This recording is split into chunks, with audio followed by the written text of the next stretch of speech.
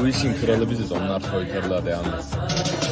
Bu işin kralı biziz, onlar soykırılığa devam etsin. Bu işin kralı...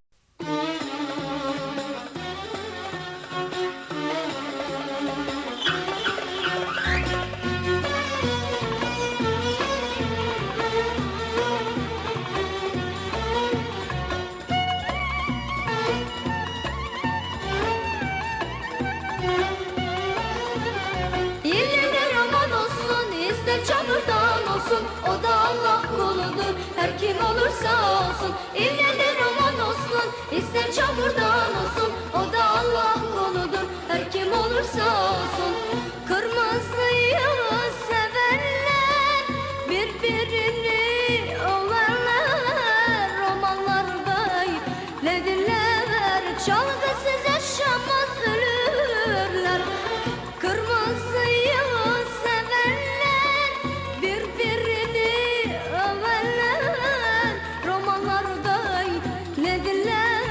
çalgısız yaşamaz ölürler. Yine de roman olsun, ister çamurdan olsun, o da Allah kuludur. Her kim olursa olsun. Yine de roman olsun, ister çamurdan olsun, o da Allah kuludur. Her kim olursa olsun. Oh oh.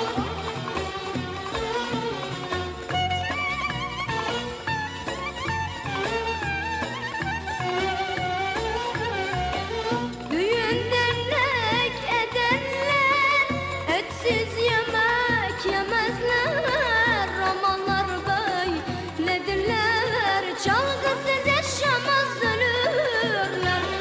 Düğün dernek ederler, etsiz yemek yemezler. Romanlar böyledirler. Çalgısız yaşamaz ölürler.